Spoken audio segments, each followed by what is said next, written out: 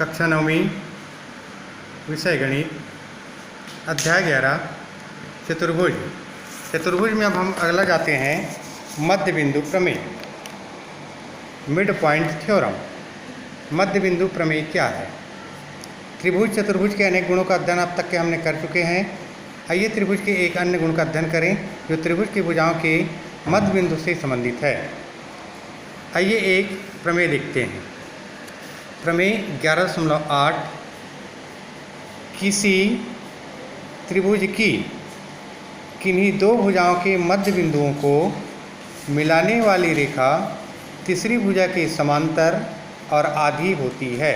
ये महत्वपूर्ण प्रमेय है कि किसी त्रिभुज की किन्हीं दो भुजाओं के मध्य बिंदु को मिलाने वाली रेखा तीसरी भुजा के समांतर और उसकी आधी होती है। कथन को सिद्ध करने के लिए एक त्रिभुज ABC लेते हैं, A, B और C, जिसमें D और E जो है क्रमशः AB तथा AC के मध्य बिंदु हैं। D और E को मिलाते हुए रेखाखंड D और F इस प्रकार खींचे कि बिंदु E जो है रेखाखंड DF का मध्य बिंदु तथा C और F को मिलाया गया। चित्र के माती यहाँ D और E को मिलाते हुए एक रेखाखंड D और F खींचा ताकि E जो है ये DF का मध्य बिंदु हो। देख सकते हैं चित्र के आधार पर कि त्रिभुज ADE, A, D और E और CFE ये पहला नंबर त्रिभुज और ये सेकंड नंबर त्रिभुज, फर्स्ट एंड सेकंड त्रिभुज। AE A से E बराबर C और E ये दोनों बराबर भुजाएं होंगी तथा AC जो है का मध्य बिंदु E है, इसलिए AE बराबर EC। AED AE और D ये कोण CE और F ये दोनों कोण भी आपस में बराबर होंगे। शीर्षाभिमुख कोण DE D और E बराबर E और F, क्योंकि E जो है DF का मध्य बिंदु है, इसलिए सर्वांग समता के भुजा कोण भुजा सर्वांग समता से त्रिभुज ADE सर्वांग सम है त्रिभुज CFE के।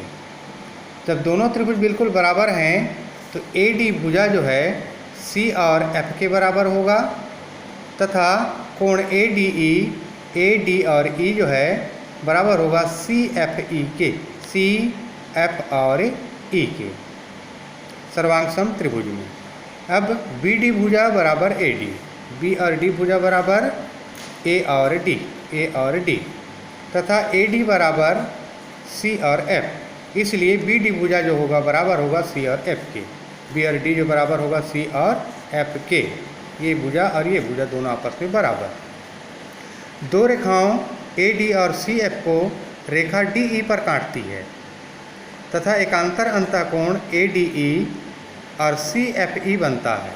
ADE और CF और E बनता है एकांतर अंतःकोण, ये एकांतर अंतःकोण। इसलिए कोण ADE बराबर CFE दोनों बराबर होंगे, इसलिए AD समांतर C और F समीकरण नंबर 2। 1 और 2 से स्पष्ट है कि चतुर्भुज ABCF में DB और FC बराबर और समांतर हैं। तो हम जानते हैं कि चतुर्भुज में यदि इसकी सम्मुख भुजाओं का एक युग्म बराबर है और समांतर है तो वह समांतर चतुर्भुज होता है। इसलिए चतुर्भुज DBCF एक समांतर चतुर्भुज है। इनकी सम्मुख भुजाएं बराबर हैं, DF बराबर BC और बिंदु DE और F एक रेखा पर हैं तथा DE प्लस EF बराबर DF या DE बराबर EF, इसलिए BC बराबर 2DE या DE बराबर 1/2 B और C। इस प्रमेय को इसी के आधार पर सिद्ध करके लाना था। अगला हम चलते हैं इसी में अन्य गुणधर्मों में, जैसे L, M और N तीन समांतर रेखाएं हैं, L, M और N। इसको तिर्यक रेखा P और Q इस प्रकार काटती है कि L, M और N P पर समान अंतःखंड DE और EF काटती है। अब बताना है कि L, M और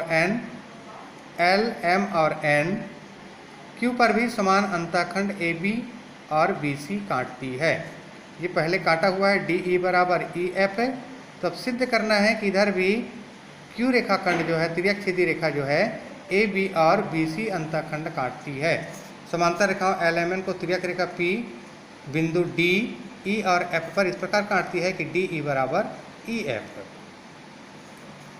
तिर्यक रेखा Q समांतर रेखाओं को LMN को बिंदु ABC पर काटती है। सिद्ध करना है कि AB बराबर BC। सिद्ध करने के लिए एक रेखा खींचेंगे जो Q के समांतर हो, Q के समांतर। वह बिंदु E से होकर गुजरे L और N को क्रमशः G और H पर काटती है, G और H पर। स्पष्ट है AG समांतर AG समांतर होगा B और E के, क्योंकि L समांतर M, AG B और E उन बिंदुओं पर स्थित है। तो GE समांतर AB रचना से हमने बनाया।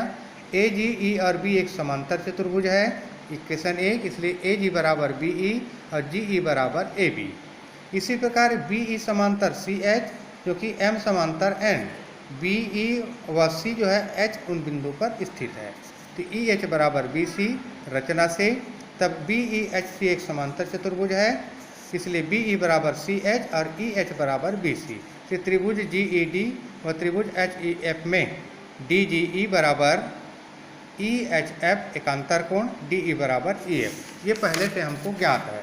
इसलिए कोण DEG बराबर HEF शीर्षाभिमुख कोण हुए, इसलिए कोण भुजा कोण सर्वांग समता से त्रिभुज GED सर्वांग सम HEF के। अतः GE बराबर EH समीकरण नंबर 1 और 2 से, GE बराबर AB और EH बराबर BC, इसलिए AB बराबर BC ये आपको सिद्ध करके लाना था।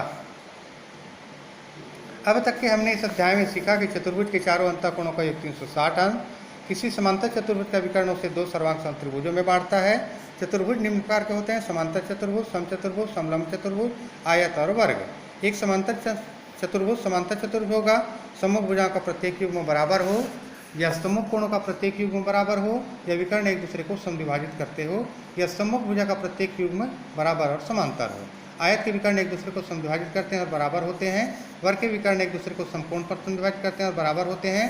समचतुर्भुज के विकर्ण एक दूसरे को समकोण पर समद्विभाजित करते हैं। और किसी त्रिभुज की दो भुजाओं के मध्य बिंदु को मिलाने वाली रेखा तीसरी भुजा के समांतर और आधी होती है।